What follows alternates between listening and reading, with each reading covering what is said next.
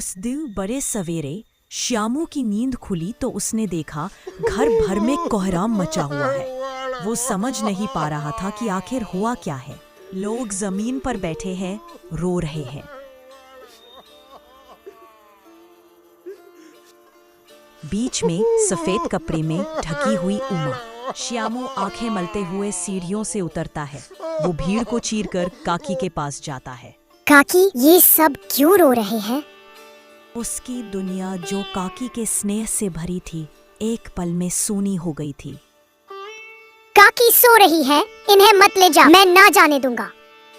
लोग बड़ी मुश्किल से उसे हटाते हैं।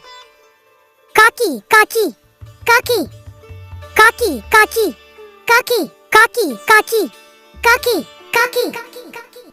उस दिन श्यामू की मासूम पुकार राख में बदल गई, पर उसका विश्वास अब भी जिंदा था। गुरुजनों ने कहा काकी मामा के घर गई है, पर झूठ ज्यादा दिनों तक नहीं टिकता। श्यामू जान गया कि काकी अब ऊपर राम के पास है। अगले दिन श्यामू ने आसमान में उड़ती पतंग देखता है। उसके चेहरे पर हल्की मुस्कान आती है। वो भागकर काका विश्वेश्वर के पास जाता है। काका, मुझे एक पतंग मंगवा दो। अच्छा, मंगा दूंगा, कहकर चले जाते हैं। श्यामू की इच्छा उसकी उम्मीद बन चुकी थी, पर उसे पता न था कि किस्मत की डोर कितनी पतली होती है। विश्वेश्वर का कोट टंगा था। श्यामू चारों ओर देखता है, फिर स्टूल सरकाकर कोट की जेब टटोलता है। एक चवन्नी मिलती है। उसके चेहरे पर मुस्कान आ जाती है। भोला, किसी से मत कहना, मैं ये पतंग ऊपर राम के पास भेजूंगा। काकी इसे पकड़कर नीचे उतरेंगी।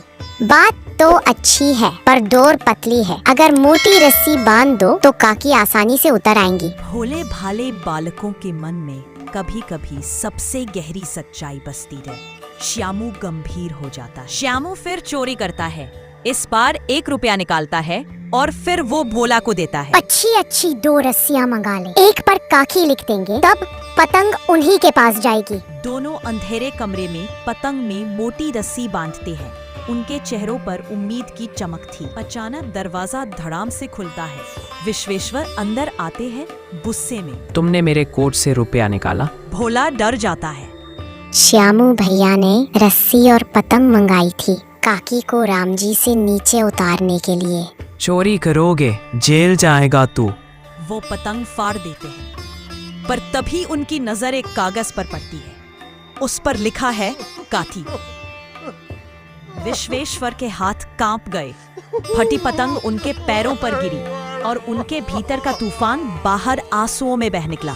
काकी, मैं आपको नीचे जरूर ले आऊंगा।